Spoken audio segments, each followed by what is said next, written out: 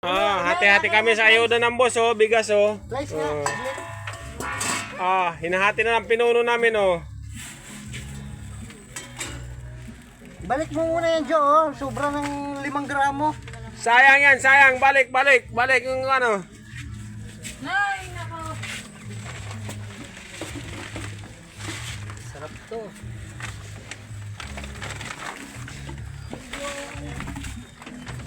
May sira pa yata ang timbangan namin, ha. Mukhang magkakadayaan ito. Saan kasi tibaan mo? Oh.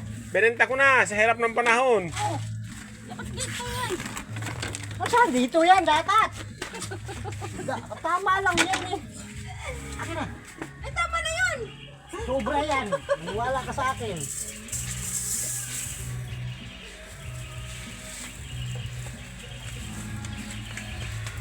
Oh, pila-pila. Galing kay nanay pinahintay. Oh, sobra oh.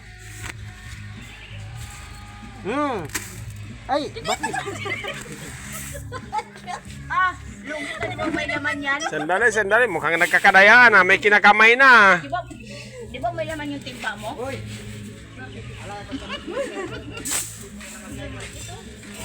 Wala naman yan. Ano kung laman? Timba lang yan. Ibinuhos ko na nga ito. Wali na.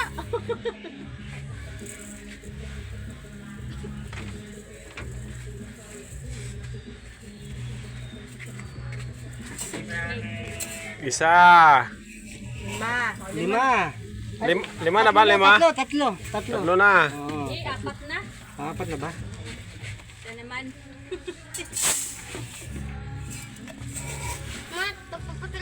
Parang hindi ka kasya. Hindi mo may pinabot ang bigas ng kahit 2 kilo. Ano? Ayun, naman. Naman. Tapos pupusin mo. Basta kapampangan. Mo sa tinito. Sino yan? Ikaw yan. Di mo makilala. Sagutom natin sila. Sa wakas, may dumating din na tulong galing sa gobyerno. Ano yan? Apat na? Takpa pala ang. Panlima ito, panlima. Ayan, sobrang gutom na kakalituan na. Pag may ayuda, di na marunong magbilang yung mga tao. Tak mo, Jo. Baka may matapon. Sayang. Okay, siya naman. Siya naman. Dito ang lagay ha, dito. Hindi dito, dito. Siyempre, baka matapon. Lagay mo natin yung baka matapon. Tandaan mo, nakabanda yung asawa. Yun ang asawa. Nagsaselfone, binibidyohan. Dito yung kapatid.